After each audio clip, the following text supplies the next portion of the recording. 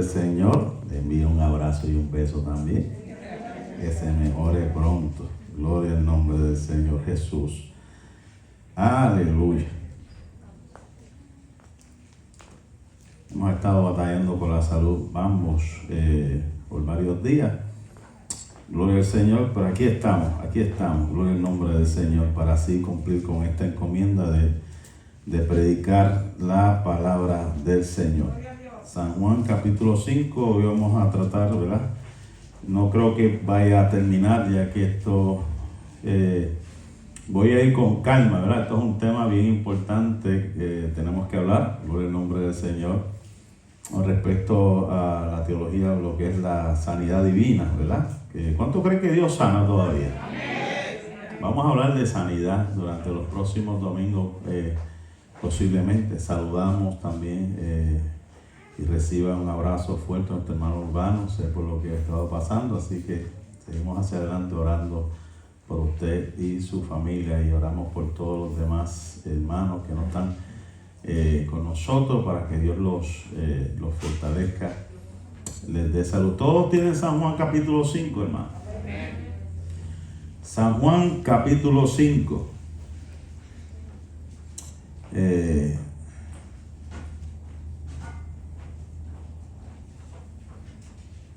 Vamos a leer en estos momentos el verso número 11.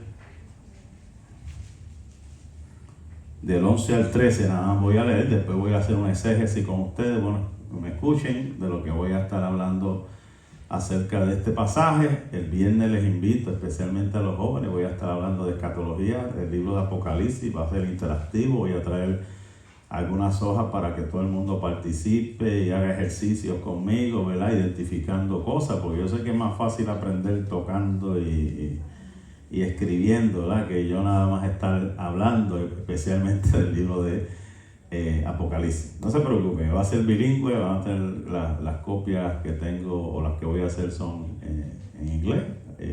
Yo estaré dando presentaciones, vamos a hablar de todo lo que tiene que ver escatología bíblica, el libro de Apocalipsis, el próximo viernes.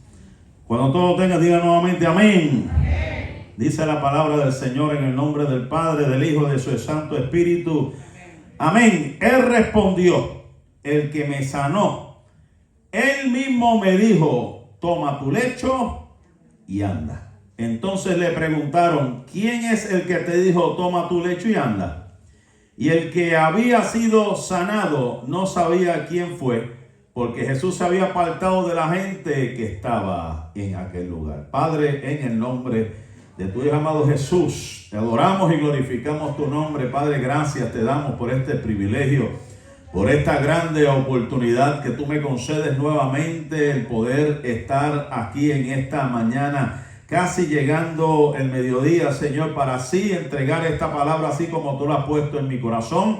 Señor, la voy a traer esperando que seas tú, que me dé la sabiduría, la capacidad, la inteligencia, Dios mío, Padre, para poder transmitir un mensaje, Dios mío, que llegue a la conciencia, que llegue al corazón, y sobre todo, Dios mío, Padre, nos rejuvenezca en nuestro espíritu, nos fortalezca, Señor, y podamos seguir hacia adelante en el nombre de Jesús. Amén, amén, amén. Pueden sentarse, como dice un pastor bien querido mío, que la silla no le apague el fuego. Esta mañana, gloria al Señor, aparte de lo que yo iba a traer, porque esto ha sido una sucesión de confirmaciones que he recibido. Prendía esto, escuchaba a un amigo predicador o escuchaba o prendía lo otro, me abría otra página y era como Dios hablándome, confirmándome, tienes que hablar de sanidad, porque estamos en un mundo enfermo en estos momentos, donde no solamente hay una batalla física, sino que hay una grande batalla mental, donde mucha gente está batallando con su espíritu, está batallando con su mente, con sus emociones y tantas cosas. Pero algo que dijo un pastor amigo, que ustedes lo conocen, que él transmite temprano en la mañana, el pastor Sakuri, yo escucho los servicios temprano en la mañana mientras está preparándome, gloria al Señor. Y algo que me llamó la atención, hemos estado por muchos años predicando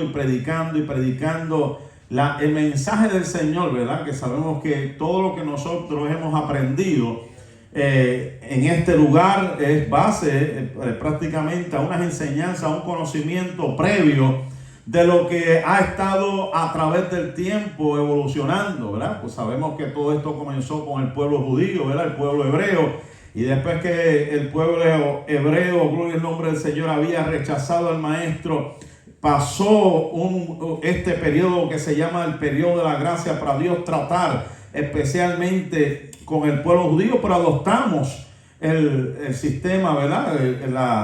En la forma, a través del tiempo, las enseñanzas de Pablo de venir a la casa del Señor y adorar su nombre, venir a la casa del Señor e inquirir en su santo nombre, venir a la casa del Señor y expresar nuestro agradecimiento, ¿verdad? Y cuando vino Lutero hace más de 500 años, pues surgió sabemos que surgió lo que se llama el protestantismo en contra de las doctrinas o enseñanzas de la famosa Iglesia Católica, pero se forma la liturgia, ¿verdad? Se forma lo que se llama la liturgia y entramos en lo que hemos hecho en el día de hoy, un periodo devocional, ¿verdad? Un periodo donde primeramente venimos en acción de alabanza, adorando a Dios, y luego pues entramos al mensaje o al sermón para ser transmitido al pueblo, el momento donde Dios está hablando a su pueblo. Gloria al nombre del Señor. Y esa ha sido la dinámica por tanto, ¿verdad? Por tanto tiempo. Hoy en día hay gente que quiere cambiarlo todo, quieren prácticamente desvirtuar o sacar de contexto ciertas cosas, pero la realidad es que cuando venimos a la casa de Dios, venimos con un propósito, y es adorar y glorificar a Dios, y no salir como entramos, sino salir con nuevos bríos para seguir hacia adelante. Pero algo que me llamó la atención es el diseño original, ¿verdad? Que tenemos que tenerlo en nuestras mentes. Y era que la Jerusalén amada que todos conocemos, estaba, gloria al nombre del Señor, estratégicamente ubicada. David había conquistado Sión, había hecho la fortaleza de Sión. Pero algo que me llamó la atención, que el pastor dijo, es una realidad. El rey, sus casas no estaban, gloria al nombre del Señor, al nivel del templo. El templo era un lugar más elevado y después seguía la casa del rey y más abajo estaba el pueblo. Qué interesante, ¿verdad? Porque lo que quiere decir con todo esto era que la casa de Dios estaba por encima de todo lo que aquí. Todo lo que tiene que ver con la casa de Dios, la prioridad era la casa de Dios. Por eso es que entonces el salmista decía: ¿quién subirá al monte de Jehová? ¿Quién entrará al lugar santo? Lo que quiere decir que nuestra prioridad, por encima de lo personal, por encima de nuestras propiedades, por encima de los reyes de esta tierra, los gobernantes de esta tierra, es venir a la casa de Dios, adorar y glorificar su santo nombre con corazón limpio y nuestras manos limpias, con integridad, para que el Rey de Reyes y Señor de Señores se apiade de nosotros y se goce de todo lo que nosotros hagamos aquí en la tierra. Otra historia también que me llamó la atención, y yo he predicado mucho y he hablado acerca del surgimiento del sistema papal. Ustedes me han escuchado a mí en varias predicaciones, gloria al Señor, donde hablé 200 años, creo más de 200 años, perdón, 300 años después de Cristo, surgió la persona de un hombre llamado Constantino. No sé si alguien se acuerda de estas enseñanzas, y enfaticé y hablé, ¿verdad?, que Constantino, cuando se convierte al cristianismo, fue que vio una cruz en medio de una de sus batallas que decía: con esta cruz vencerás. Y ahí es donde, siguiendo las enseñanzas de su madre, escuche bien esto porque me voy a enfatizar ahora en su mamá, porque desconocía realmente lo que había sucedido, cómo Constantino vino al cristianismo, pero más, ¿verdad?, al aspecto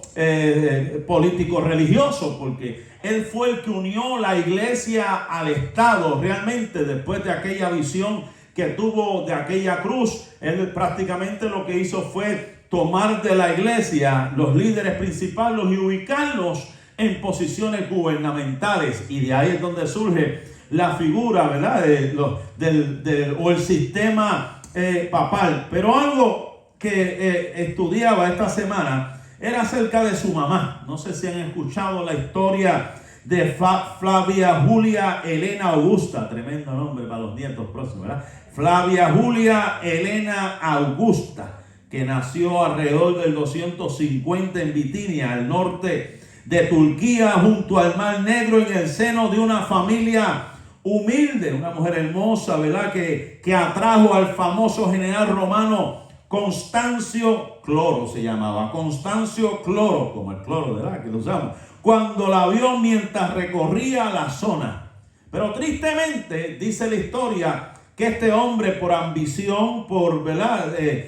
Ganarse el favor de otro rey llamado Maximiliano, accede a la petición del otro rey para poder tomar la posición, desprecia, abandona a esta mujer llamada Helena, que habían tenido un hijo llamado Constantino, del cual le he hablado anteriormente y ya le dije quién era, ¿verdad? Lo que hizo. Pero lo interesante de esto, gloria al Señor, es que muere este hombre que había abandonado, gloria al Señor, por cuestiones políticas a la mamá de Constantino, y esa mujer estuvo 14 años sola. 14 años sola, dice la historia, y de repente muere el papá de Constantino, Constancio Cloro, y Constantino es proclamado emperador, ¿verdad? Él es el que se convierte, y ahí es donde comienza esta relación bien interesante, donde él aprendió y le agradeció tanto a su madre lo que había hecho por él, que la declara emperatriz. La declara emperatriz, la pone al poder, pone el cristianismo en alto y le concede un deseo a su mamá. ¿Y usted sabe cuál fue el deseo? El deseo de la mamá de Constantino era viajar a Israel, viajar a Tierra Santa. Y esa mujer, según la historia, viajó, gloria al nombre del Señor, hasta Tierra Santa con el propósito de encontrar reliquias acerca de Jesús. Reliquias acerca de Jesús. Y ella encontró los clavos que perforaron las manos y los pies del maestro, se dice según la historia, y parte de la túnica que utilizó antes de ser crucificado, un fragmento de la cuna donde él reposó y la escalera santa. También recuperó las reliquias de los magos y descubrió el sepulcro donde fue enterrado Jesucristo. Y algo interesante que hizo, que esta es mi introducción al mensaje, es que ella mandó a construir 3 templos. Uno en el Calvario, uno en el Huerto de los Olivos y otro en Belén. Hizo unas aportaciones interesantes. Además de que tomó un clavo de los que habían hallado del maestro, gloria al nombre del Señor, y se lo insertó en el casco de Constantino. Dice la tradición, para proteger, según ella, su hijo Constantino de las batallas. Qué interesante ver, ¿verdad?, cómo podemos unir ciertas cosas que sucedieron en la historia, que le han dado una importancia significativa en el día de hoy al pueblo de Israel, especialmente en Tierra Santa, donde hubo esas construcciones, esos templos, hubo unas cosas que tuvieron que permanecer intactas para que la gente conociese de que aquel lugar no es cualquier otro lugar, de que aquel lugar no es una tradición más, de que aquel lugar realmente fue el lugar donde nació nuestro maestro, el lugar donde recorrió nuestro maestro, donde murió, pero también resucitó. Y algo interesante, los que han estado estudiando con nosotros en las clases de instituto se dieron cuenta de que la Biblia menciona 3 estanques, no 1, no 2, sino que menciona 3. Uno de ellos, vamos a hablar de Betesda en breve, pero me llamó la atención el otro, que se llama Gihón, que es un manantial que había en Jerusalén junto al cual fue coronado Salomón, según Primera de Reyes capítulo 1. Fue el rey Ezequías que lo que hizo fue canalizar esos manantiales que salían de ese río y lo conducía hacia el occidente de la ciudad de David para asegurar el abastecimiento de agua a Jerusalén y negarla a los atacantes. Ezequías construyó un túnel, si usted lo ve, lo puede encontrar en su libro, que canalizó el río Gihón, y lo que hizo fue traer toda esa agua que decía que era una agua dulce, una agua pura, que abastecía la ciudad de David, que llegaba hasta los lugares, gloria al nombre del Señor, donde el pueblo podía también, gloria al Señor, hidratarse, y también su ganado. Era algo especial este estanque o el manantial de Gihón. Y luego vemos y se han visto lo que se conoce como el estanque de Siloé. El estanque de Siloé era alimentado por el acueducto que venía de esta vertiente de Gihón o de Gihón. O sea, el estanque de Siloé era, gloria al Señor, o recibía del agua que venía del río de Gihón, que he hablado que fue el túnel, gloria al Señor, que canalizó este rey llamado Ezequiel. O sea, Gihón, pues, gloria al Señor, que estaba cerca de Jerusalén, fue canalizado por rey Ezequías, y ahí es donde entramos y conocemos el famoso estanque de Siloé, que ustedes saben la historia famosa, gloria al nombre del Señor, cuando Jesús le dijo a un ciego: ve y lávate en el estanque de Siloé, que significa en las traducciones antiguas, si lo declaras, enviado. Y fue entonces y se lavó y volvió viendo. Ese fue el milagro que ocurrió en el estanque de Siloé. Jesús le dijo: vete al estanque del enviado y recibirás sanidad. Él fue y se lavó. Esta historia, si se acuerdan, en cierta manera, ¿verdad? En cierta manera, no lo tenía en mis notas, pero lo puedo comparar, gloria al nombre del Señor, con lo que pasó en el Jordán, gloria al Señor, con aquel famoso capitán, gloria al Señor, que se le dijo: zambúllete en el agua. No, que yo no quería esa agua. Y por obediencia, gloria al nombre del Señor, aquel hombre recibió sanidad. No era que el agua, ni del estanque, ni de ningún lado, tienen el poder para hacer algo. Es que cuando tú te mueves en obediencia a hacer lo que se te indica, esa acción que tú haces, Dios la ve desde el cielo y cumple el deseo de tu corazón. O sea que para haber sanidad tiene que haber obediencia. Son una de las cosas que no podemos olvidar. Y mientras venía y estudiaba toda esta semana, las clases que he estado tomando de hebreo y otras clases que he estado meditando, la pregunta que nos hacemos todos, especialmente los pastores, es: ¿por qué no ocurren los mismos milagros que ocurrían antes en medio del pueblo?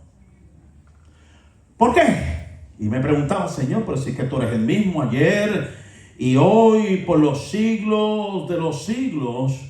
Pero mientras estudiaba y analizaba, la realidad es, parte, como ya dije, es la obediencia. Segundo es que los que predicamos, los que hablamos, si Jesús no pudo hacer milagros, dice la Biblia que hubo lugares donde Jesús no pudo hacer milagros, como Nazaret. Y hay veces que nos ponemos a analizar y a pensar: Señor, pero si tú tienes el poder para hacer un milagro, ¿por qué no ocurre este milagro? Si Jesús no pudo hacer el milagro. Hay veces, ¿pero por qué? Y me vino a la mente lo mismo de algunos profetas, que la Biblia dice que no hay profeta sin honra, sino en su propia tierra. Si no hay profetas sin honra, si no hay hombres que puedan hacer algo en pos de su propio pueblo, es porque hay algo que impide que ocurra lo que debe ocurrir en el pueblo. Y se llama incredulidad. La gente ya no cree. La gente depende más de algún medicamento o depende del gobierno. Depende del gobierno, depende de cosas que puedan tocar para entonces creer. Pero decirme a mí o decirte a ti o yo pararme aquí y decirle: ponte nombre a tu milagro, ya su mente está corriendo diciendo: eso es imposible, eso no puede ser, si hago esto pierdo esto, si hago lo otro dejo de recibir esto. Esa mentalidad es lo que muchas veces impide que los milagros fluyan en un lugar. Siempre tengo que traer el mismo ejemplo. Cuando fui en el 1993 la primera vez a la República de Haití, y yo decía: Dios mío, yo no sé el idioma, yo no sé el lugar, pero tuve que aprender un poco de creol y tuve que tener un intérprete y tuve que tener maneras de cómo manejar, pero independientemente, sabemos que es un país tercermundista, que hay extrema pobreza, y cuando llegamos, por ejemplo, a Puerto Príncipe, de Puerto Príncipe a Gonaive, no necesité, escuche bien esto, no necesité una palabra de domingo, no necesité una palabra profunda teológica, ¿verdad? No necesité un palabradeo de mucha lengua, de mucho, no. Yo solamente hablé la palabra como está, y aquella gente con tanta necesidad, hambrienta de Dios, que no tenía ninguna opción de ningún hospital, de ningún medicamento, creyeron a la palabra y los milagros comenzaron a suceder en ese lugar. Yo le digo por experiencia que eso fue lo que yo experimenté. Lo mismo que en Cartagena, Colombia, que aunque es un país, ¿verdad?, que no es tercermundista, pero sabemos que hay áreas como el Genequén, hay una área que es de extrema pobreza, que no tenían otros recursos. Y ellos decían, ¿de qué tú me hablas? No habían ni conocido el Evangelio de Jesús, y comenzamos a predicar la palabra. Alabado sea el nombre del Señor. Y la gente comenzó a creer, y la gente comenzó a sanarse, y el poder de Dios comenzó a manifestarse. ¿Y cómo usted me está diciendo, pastor? A lo mejor la gente dirá que el pastor no tiene poder, ninguno de sus predicadores tiene poder para hacer nada. A lo cual yo le diría, yo no tengo ningún poder, el que tiene el poder está allá arriba. Nosotros solamente somos instrumentos. Si tú crees, amén. Si tú no crees, el problema no es mío, el problema es suyo. Porque la fe viene por el oír ¿de qué? De mi voz. Es el oír de la palabra de Dios. O sea que si tú crees en la palabra, tu milagro está. Pues tú tienes que entender que la fe no puede consistir de milagros. Los milagros son los que provienen de tu fe. Si tú realmente crees, tu milagro surgirá.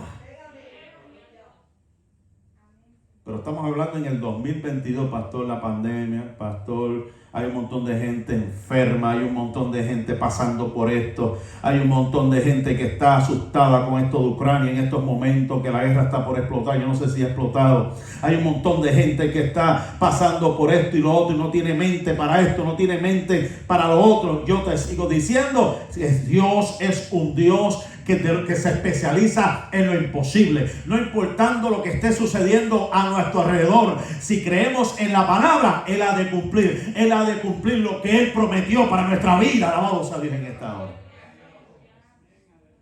Por eso fue que el ciego fue sanado cuando fue al estanque del Siloé.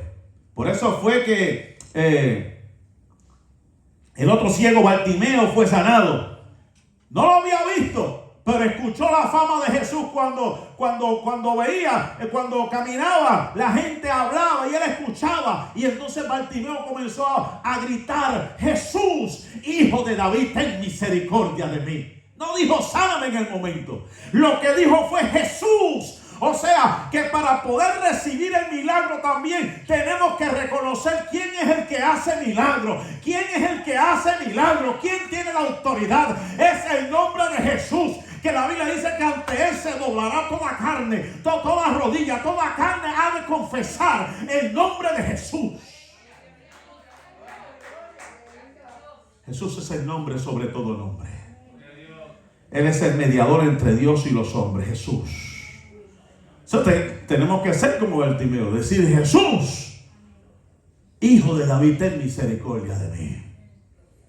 Tenemos que ser como la mujer del flujo de sangre, que no le importó los estereotipos, no le importó los obstáculos. Ella abrió camino para por lo menos tocar el borde del maestro. O sea que la fe tiene que ir acompañada con una acción. La fe tiene que ser acompañada con movimiento. La fe tiene que ser acompañada con reconocimiento de que el único que salva, de que el único que sana se llama Jesús.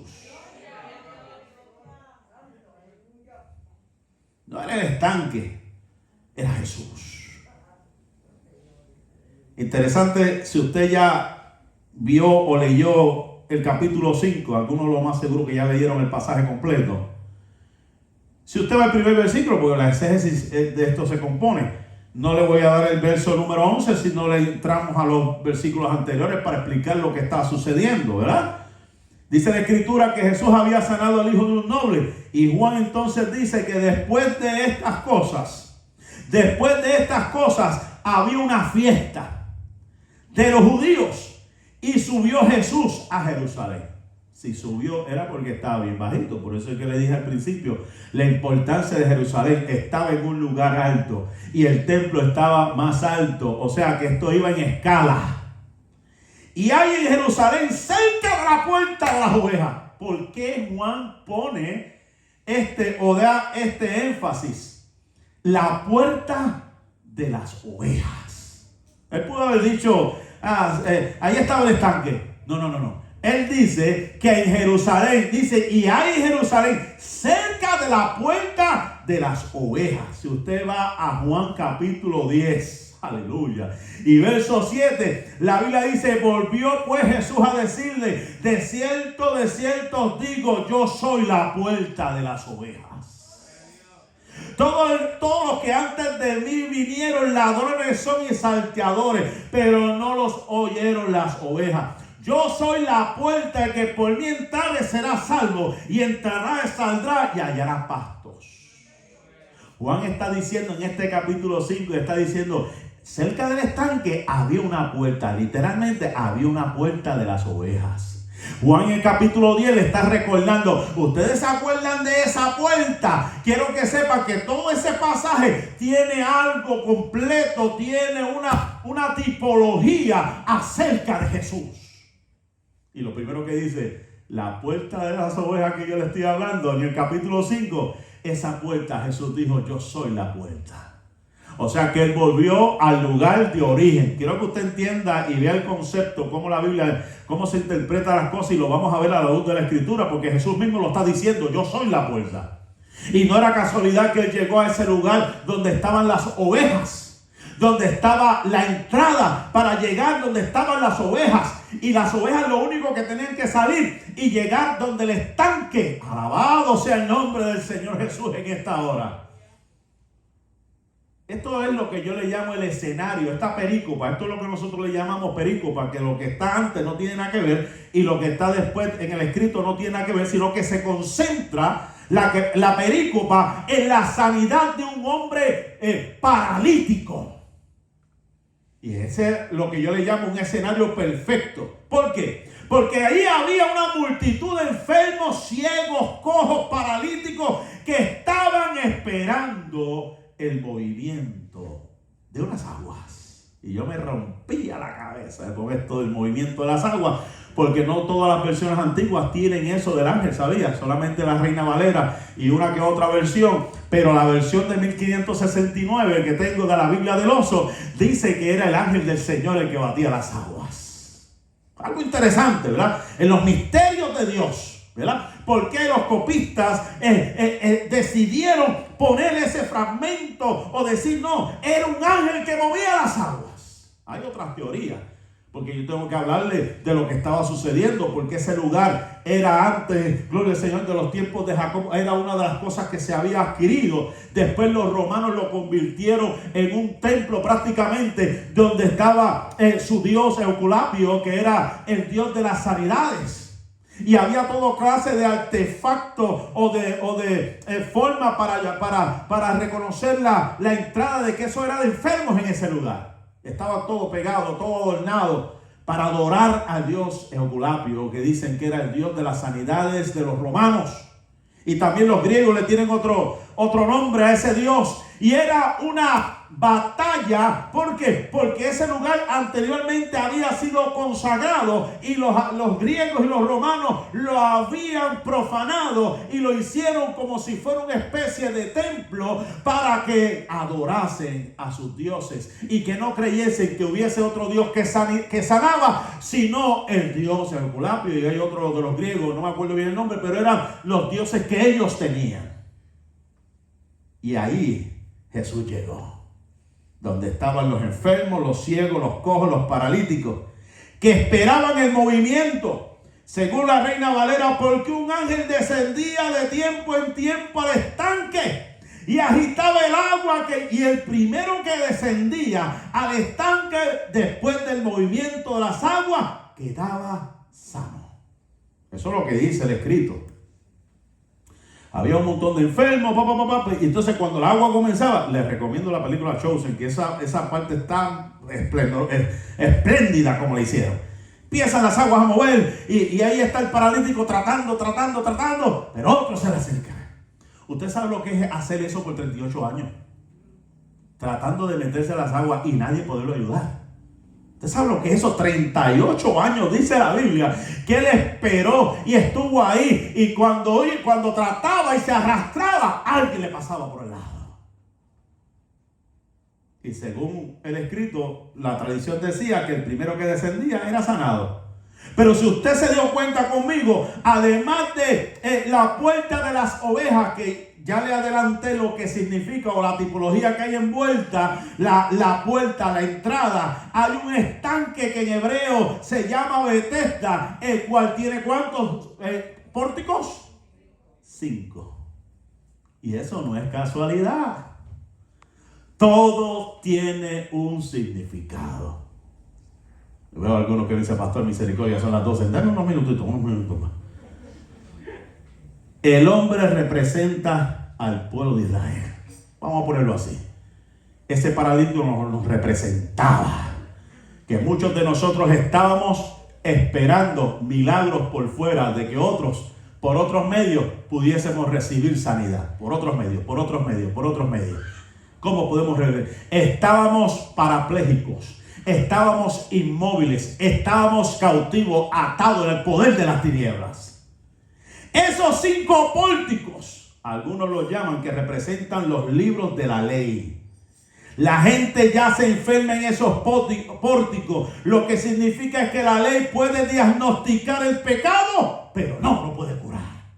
El pueblo de Israel en términos espirituales estaba paralítico, como muchos de nosotros que hemos conocido y hemos escuchado. El pueblo de Israel había escuchado, pero no había experimentado realmente el poder de Dios en su vida.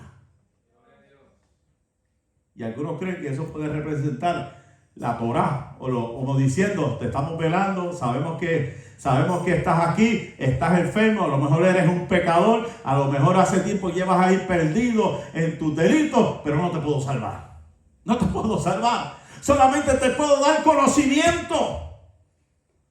Recoge las almas, pero no le podía dar salud. Estaban, gloria al Señor, conglomerados como este mundo que estamos viviendo, que dice tener conocimiento, que dice tener, gloria al nombre del Señor, aleluya, una vista, una visión de lo que sucede, pero no lo saben todo. Creen que saben algo, pero no lo conocen todo. Dicen que conocen a Dios, pero no lo conocen completamente. Te citan el Salmo 23 al dedillo, mejor que yo. Miren que me gusta recitar el Salmo 23. Salmo 23, Salmo 91. Y especialmente en la pandemia. Ese Salmo 91, eso era, olvídate, en todos lados, por todos los medios, por todas las radios, por toda la internet. Salmo 91, Salmo 93. Oye, plaga no tocará mi morada, el Señor. Estoy aquí. Yo sé que tú me vas a cuidar, Señor. Yo sé que tú me vas a proteger de esto. No es lo mismo saber del Salmo 23, saber del Salmo 21, que haber tenido una experiencia con el creador, con el autor de ese salmo. Porque hay quienes lo recitan como el papagayo, pero realmente lo conocerán. Conocerán el poder que emana, como lo sucedió con aquella mujer de flujo de sangre, que simplemente con tocar, dice Escritura, Jesús dijo, uy, poder salió de mí. Hay alguien que realmente tiene pasión y tiene deseo de ser sano, que ha ido a los doctores y ha gastado todo su dinero en médico, pero cuando me tocó era que estaba desesperadamente necesitada de un milagro. ¿Tú sabes lo que es ser desesperadamente necesitar algo? Estar desesperadamente, hermano, eso es sentir el deseo urgente, apremiante de que algo suceda. Pero hay veces que, vuelvo y le digo, cada cual ha tenido su experiencia y cada cual, de acuerdo a su medio ambiente, puede ser que surja o puede ser que no surja. Tú sabes que Jesús, para poder sanar a la hija, creo que la hija de Jairo, tuvo que espantar, sacar gente de la casa. Lo tuvo que hacer. ¿Por qué? Porque había un ambiente tóxico de incredulidad. Entonces, queremos los milagros, queremos que Dios haga grandes cosas, pero tenemos, como dicen en Puerto Rico, un chorro de averiguados al lado de nosotros que no, lo único que les interesa es ver si sucede o no sucede, y no tienen la fe ni el poder para unirse en oración para que se ocurra el milagro. Eso es lo que sucede muchas veces, que hay más espectadores que realmente gente que tienen el deseo y se conectan en el espíritu para que algo suceda. Eso es lo que muchas veces sucede. ¿Por qué no pasan los milagros, pastor? Pues lógicamente, cuando tú miras alrededor, un montón de gente con los ojos abiertos, un montón de gente chachareando, mirando para otros lados, y en vez de estar concentrado en la sanidad de la persona que pasa, en vez de estar concentrado, concentrada en que Dios haga un milagro, no le interesa lo que está sucediendo acá al frente. Eso es lo que sucede muchas veces. Donde el interés muchas veces es personal. Después que yo esté bien y me sane yo, olvídate de eso, que Dios lo sane cuando quiere. Eso no debería ser. La sanidad es producto, gloria al Señor, aleluya, primeramente de la soberanía de Dios de hacer algo, pero también de un ambiente donde todos estén como en el día de Pentecostés, que la Biblia dice que estaban juntos y estaban unánimes. Entonces descendió el poder de lo alto. O sea que para que ocurra algo, tiene que haber unidad y unanimidad en el ambiente. Pero cuando hay incredulidad y hay simplemente expectación, como fanático de mirar a ver si... Usted sabe, yo le he explicado que Jesús siempre tuvo tres tipos de personas alrededor. Estaban los que realmente la amaban, que ponían el pecho, su cabeza sobre su pecho, y eso realmente lo que amaban. Estaban los que estaban cerca, mirándolo para señalarlo, y estaban los de afuerita, los que estaban simplemente mirando de lejos para ver si ocurría algo que los beneficiase. Ir allá, mira, hubo los peces, vamos a coger un par de peces y nos vamos. Eran los de tres tipos: los que amaban, los que criticaban y los que estaban de afuera tirando piedras o buscando cómo beneficiarse. Pero la realidad de la vida, y sigo enfatizando, los milagros, gloria al Señor, es algo que produce en nosotros expectación, pero que son cosas que van a suceder cuando hay un ambiente de coinonía, cuando hay un ambiente realmente donde la persona, todos los que estén envueltos, están conectados al Espíritu de Dios. Y es interesante porque la Biblia dice que estas señales seguirán en los que en mí creen. Hay señales que han de seguir. Y la Biblia dice, Cristo dijo, cosas mayores harán. Pero ¿qué es lo que ha detenido el avance? ¿Qué es lo que ha detenido? Usted dirá, bueno, es que yo busco a Dios, yo hago esto, yo hago lo otro. Mire, hermano, yo sé de países como Corea, que aunque ustedes dirán lo que dirán de Corea, hay lugares donde hay una montaña que las 24 horas al día hay alguien orando. Y están ocurriendo cosas grandes. Hay lugares en África y hay lugares en otros países que, aunque eso las redes no lo dicen, están ocurriendo cosas gloriosas, manifestaciones del poder de Dios. Que eso las redes no lo van a decir, porque es claro, ellos las noticias van a informar lo que les conviene, van a opacar el evangelio y simplemente van a señalar las cosas malas que ocurren de 2 o 3, ¿verdad? Que dicen ser cristianos y no son nada, y entonces opacan el evangelio. Pero yo sigo creyendo, gloria al Señor, que todavía hay poder de Dios. Yo sigo creyendo que todavía la época de los milagros no ha caducado. Yo sigo creyendo que todavía Dios es el mismo ayer y hoy por los siglos de los siglos. ¿Quién ha cambiado? Nosotros somos los que hemos cambiado, que necesitamos volvernos a Dios. Necesitamos todavía, gloria al Señor, creer que Él hace lo que quiera, con quien quiera, donde quiera. Alabado sea Dios en esta hora. De que esto no es mío, esto le pertenece a Dios. Pero depende de nuestra actitud, de cómo vamos a recibir y cuándo vamos a recibir las cosas. Y ya para esta parte, ¿verdad? Porque tengo estoy creo que en el tercer versículo. Aquí hay muchas cosas que quiero hablar. Pero vamos a los 38 años, ¿verdad? Porque esto es algo interesantísimo, ¿verdad? Ya dije lo del ángel que descendía. Algunas versiones no lo tienen. El asunto es que sucedía algo en ese lugar donde, según la tradición, el primero que llegaba era sano, ¿verdad? Y descendía al estanque y quedaba sano. Esa era la costumbre. Pero lo que da la curiosidad es la fama acerca, además de Jesús, había alguien que todo el mundo conocía, que llevaba 38 años enfermo. Qué interesante esto. Hablé de los pórticos, hablé de los 3 estanques. Ahora yo quisiera que usted vaya conmigo a Deuteronomio capítulo 2. Deuteronomio capítulo 2.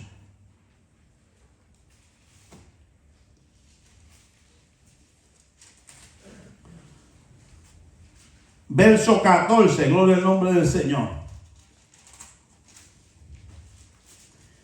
Es interesante, ¿verdad? Este concepto que voy a hablar ahora. Porque, como digo, Dios no se equivoca. Y estamos hablando del pueblo de Israel, que llevó mucho tiempo esperando, llevaba mucho tiempo esperando la llegada del Mesías. Y da la casualidad de que se le nombra y mencionan a un hombre que tuvo X cantidad de años, y en este caso 38 años, parecido a Deuteronomio capítulo 2, que algunos autores lo asemejan, diciendo que los días que anduvimos de Cades de Barnea hasta cuando pasamos el arroyo de Ceret fueron 38 años. 38 años de peregrinaje. 38 años donde tuvieron que batallar, lo más seguro, contra animales salvajes. 38 años que tuvieron, gloria al nombre del Señor, que buscar la forma como ellos mantenerse alerta a todo. Aunque había una nube que los estaba guiando, aunque había una columna de fuego que los estaba guiando, aunque Dios mandaba maná, aunque Dios mandaba codornices, aunque sus sandalias no se desgastaban, aunque sus ropas crecía con ellos, alabado sea el nombre del Señor Jesús, estuvieron en el desierto. Y este hombre estuvo en un desierto, hablando en términos espirituales. ¿Usted sabe lo que es estar 38 años y que nadie lo pueda ayudar? Nadie.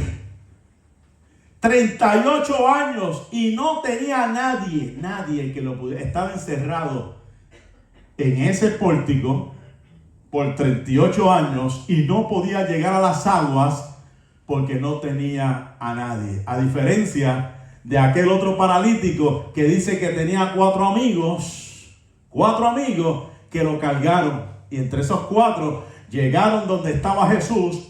Dice que rompieron el techo, hicieron descender al paralítico para que recibiese la sanidad. Muy diferente. O sea, aquel otro paralítico tenía amigos que lo pudieron llevar del maestro. Este paralítico llevaba 38 años esperando poder ser sano de aquella condición.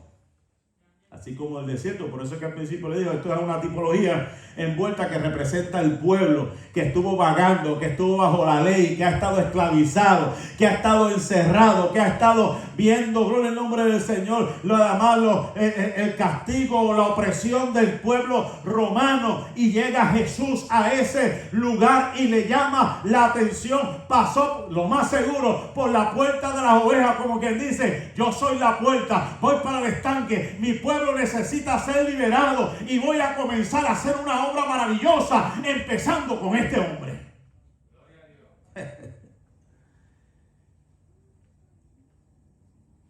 38 años de peregrinación en la tierra, a la tierra prometida.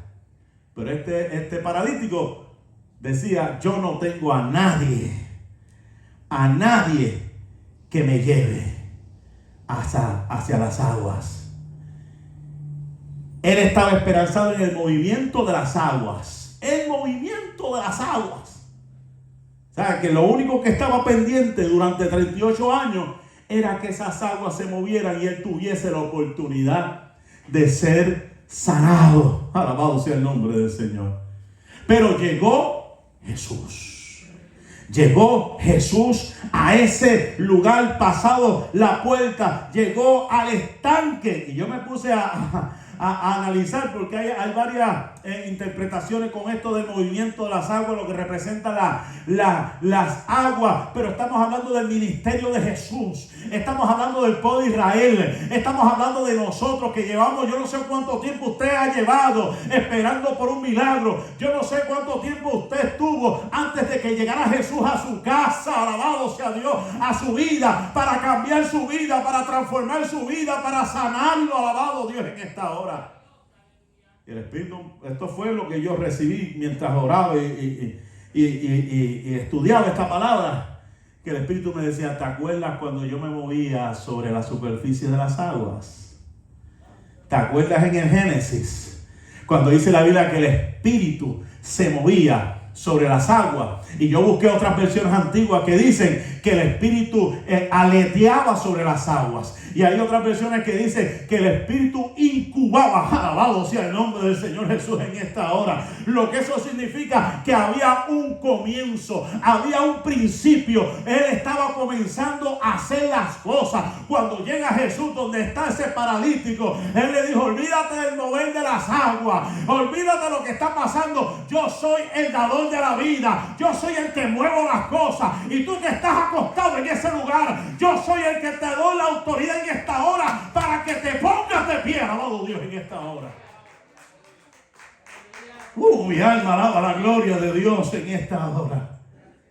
En el principio creó Dios los cielos y la tierra estaba desordenada y vacía, y las tinieblas estaban sobre la faz del abismo, y el Espíritu de Dios se movía sobre las aguas. Acuérdese ese coro: el Espíritu se movía sobre las aguas, ahora se está moviendo dentro de nosotros.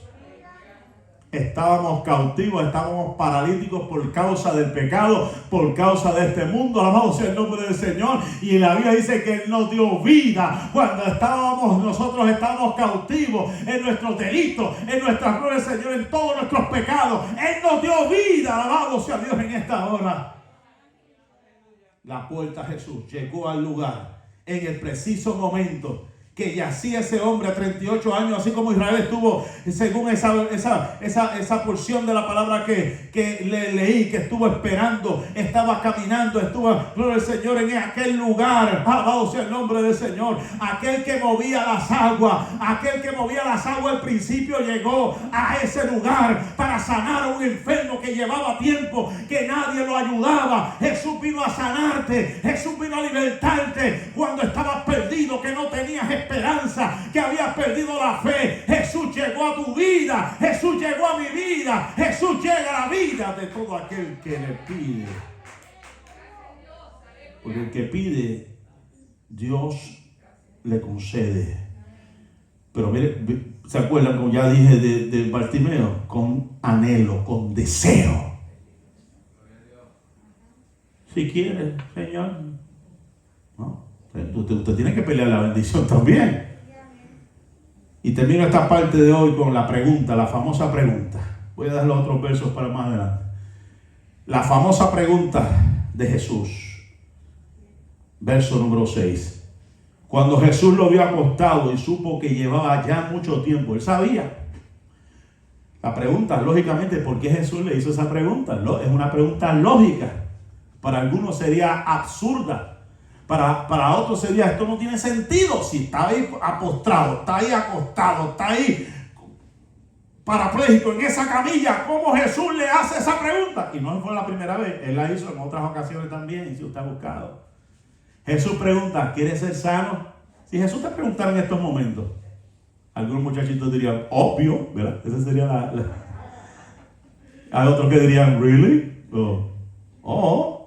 Podrían comer. Pero usted sabe por qué Jesús le hizo esa pregunta. Usted sabe lo que es estar por 38 años enfermo, esperanzado, y venga un extranjero y venga alguien de afuera y le pregunte: ¿quieres ser sano? Y este hombre comienza a decirle la historia y comienza prácticamente a explicarle. Yo imagino que no es la primera vez que lo hace. Ya había perdido prácticamente toda esperanza. Y de momento llega Jesús, prácticamente no lo conoce, no le dice el nombre, no sabía del nombre, pero más adelante vamos a ver que él no sabía ni quién era. Le está diciendo: gloria al nombre del Señor. Aunque suena absurdo después de tanto tiempo, era importante la pregunta. Aunque no tenía a nadie que quería, gloria al Señor, aunque no tenía a nadie, quería ponerse bien lógicamente. Debía este hombre intentarlo nuevamente. O sea, si perdiste la fe, si crees que algo no sucedió como tú esperabas, no pierdas la fe. Cree lo imposible y levántate en esta hora. es ver lo invisible. La fe es ver lo invisible. Creer lo imposible y recibirlo, lo imaginable, lo que tú anhelas en tu corazón. Es la postura firme ante la imposibilidad de ver un rayo de esperanza. La pregunta es, ¿quieres ser sano? ¿Quieres verdaderamente ser sano? ¿Cuál sería el verdadero camino del éxito en estos momentos para poder llegar a ese éxito que tanto estamos esperando? Verso número 8. Para que usted entienda el éxito, lo que Dios quiere con nosotros hacer para que ocurra el milagro en su vida, yo le llamo que esa es la fórmula perfecta para que ocurran las cosas como deben ocurrir. Verso número 8. Lo primero que Jesús le dice es levántate. No lo cogió de la mano. Él no le dice, ven acá, párate. El hijo pródigo, si se dieron cuenta, utiliza el mismo verbo en cierta manera. Dice, me levantaré. ¿Y se dieron cuenta? Utiliza el verbo levantarse. O sea, que él de su propia fuerza hizo el intento de recuperarse. O sea, de las fuerzas que tenía, de las fuerzas que ya le quedaban, él dijo, yo me voy a levantar. Y aquí está diciendo Jesús lo mismo, levántate. ¿Qué te está diciendo en esta hora? Por las fuerzas que te quedan, haz el intento, haz la reacción de moverte. Lo demás viene de camino. Está acostado, imagínese, paralítico, y Jesús dice, levántate. No es lo mismo estar en una silla. No es lo mismo yo estar aquí sentado y voy a levantar. Que estar acostado requiere un esfuerzo mayor. Tiene que usar sus manos, tiene que usar sus rodillas, tiene que hacer fuerza en todas sus articulaciones para poder incorporarse. Alabado sea Dios en esta hora. Si tú quieres un milagro, tienes que utilizar todas tus fuerzas, tus rodillas, tus manos, tu cuerpo, pero tienes que moverte en esta hora si quieres recibir tu milagro. No solamente le dice, levántate, aleluya, sino que está diciendo, toma tu camilla. O sea, aquello que te tenía aguantado, aquello que te tenía aprisionado, aquello que se había convertido en la pega tuya, en otras palabras, que no lo podías soltar, aquello que te tenía dominado, es tiempo de que tú lo domines, es tiempo de que tú lo controles. Aquello que te tenía ahí encerrado, que no podías moverte, ahora le tienes que hacer, ahora me toca a mí, ven acá, te voy a llevar donde perteneces, al closet, donde no te vea. Aquello que te tenía controlado, tienes que decir en esta hora, ya tú no me controlas más, ya tú no me dominas más, a mí me domina Dios. Alabado sea Dios en esta hora. Aleluya. Levántate. Todavía, pero ya mismo le dijo. Jesús le dijo, levántate, toma tu lecho y anda.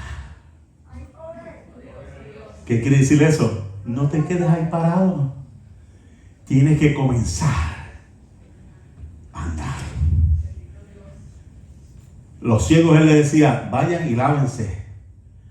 Vayan y hagan esto. A otro le puso lodo en los ojos. A uno que decía que veo como gigantes los árboles. Hay sanidades que pueden ser instantáneas, ¿sabías? Pero hay veces que hay sanidades como ese ciego que veía al principio medio borroso y tuvieron que orar otra vez, recibió su sanidad. O sea, que es progresiva. Que puede ser que al instante, pero puede ser que hay otras que tú necesitas un esfuerzo. Tú tienes que esforzarte, tú tienes que caminar en fe y decir, en el nombre de Jesús, yo voy a caminar en el nombre de Jesús. Aquello que me tenía atormentado, aquello que me tenía aguantado, aquello que me tenía ahí aprisionado, aquello que tenía mi mente cauterizada, yo voy a moverme, yo voy a sacudirme, yo voy a levantarme en el nombre de Jesús de Nazaret. Aleluya. Y eso es la primera parte de lo que he querido hablar con respecto a la teología de lo que es la sanidad para nuestra vida. Hay unos elementos que se necesitan, iglesia, importantes que no podemos perder. Nuestra mente tiene que estar conectada al Espíritu de Dios. El ambiente tiene que ser un ambiente donde todos pensemos y creemos lo mismo, no espectadores, sino creyentes. Que nosotros podamos decirle en el nombre de Jesús, por el poder de la palabra, por la autoridad que Dios nos confiere, ponemos las manos sobre los enfermos y ellos han de sanar. Cierra tus ojos en esta hora, aleluya. Padre, gracias te doy, oh Dios. Si hay alguien en esta hora, no sé si hay algún cántico y alguien que me puedas poner de sanidad, gloria al Señor, que quiera recibir, después de yo hablar de estas palabras, aclarando nuestro pensamiento, que necesite esta oración de sanidad, que necesite esta oración para que Dios haga un milagro en su vida, yo te invito a pasar al frente en esta hora, orar por ti.